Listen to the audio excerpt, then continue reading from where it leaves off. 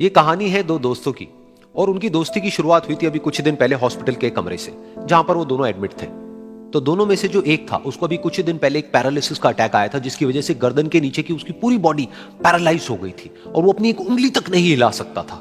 और पूरे दिन जो भी नर्स उसके पास में आती वो उसको एक ही बात कहता कि मुझे कोई ऐसा इंजेक्शन दे दो जिससे कि मैं मर जाऊं, अब मैं और जीना नहीं चाहता, ऐसी जिंदगी का मैं क्या करूंगा।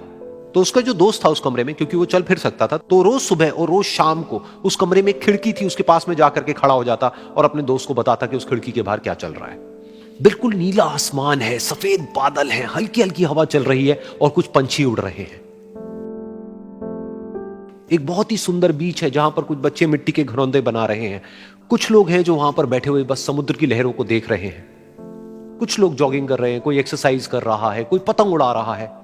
वहां पर एक आइसक्रीम की स्टॉल है जहां पर कुछ लोग आकर के आइसक्रीम खा रहे हैं। और सनसेट के टाइम पे जो पानी है वो पूरा गोल्डन हो जाता है और चमकने लगता है। तो शुरू में तो जब उसने वो सब बताना शुरू किया तो उसके दोस्त के ऊपर ज्यादा असर नहीं हुआ, लेकिन धीरे धीरे उसके अंदर जीने की चाह जागने लगी। अब वो सुबह का इंतजार करने लगा कि जल्दी से सुबह हो और मेरा दोस्त मुझे बताए कि आज यहां पर क्या हो रहा है। कुछ दिन तक ऐसे ही चलता रहा। फिर एक दिन जब वो सुबह उठा तो उसने देखा कि सामने वाला बेड खाली है। फिर उसने नर्स को बुलाया और उससे पूछा कि क्या वो डिस्चार्ज हो गया है। तो नर्स ने कहा कि आपको तो उन्होंने बताया होगा, उनके पास कुछ ही दिन बाकी थे और कल रात को ही उनकी डेथ हो गई है। ये सुन करके उसके अंदर की उम्मीद पूरी तरह से टूट गई, क्योंकि सिर्फ उसका दोस्त ही था जिसने उसको बाहर की दुनिया से जोड़ा हुआ था, जिसकी वजह से वो जान पाता था कि बाहर क्या हो रहा है और ये दुनिया कितनी खूबसूरत है। तो कुछ दिन तक तो वो रोता रहा और उसने जीने की चाह छोड़ दी। लेकिन दूसरी ही तरफ से उसके अंदर कहीं ना कहीं एक नई चाह पैदा हुई कि काश मरने से पहले एक बार मैं खुद अपनी आंखों से देखूं इस खिड़की के बाहर कि दुनिया कैसी है।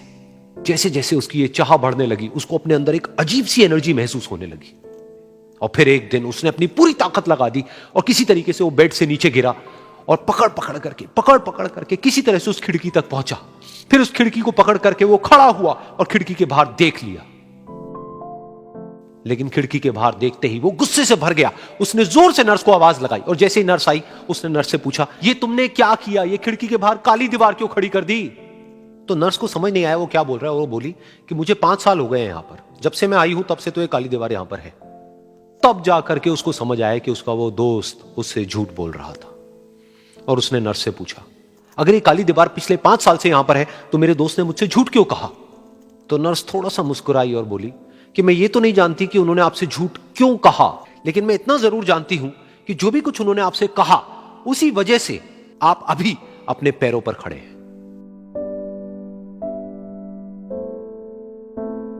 तो इस कहानी से हमको यह सीखने को मिलता है कि जो हमारे शब्द हैं, जो हमारे वर्ड्स हैं, जो हम अपने मुंह से बाहर निकालते हैं, उसमें इतनी पावर है जिसकी कोई हद नहीं है। वो किसी आदमी को गिरा भी सकते हैं और उसको उठा भी सकते हैं।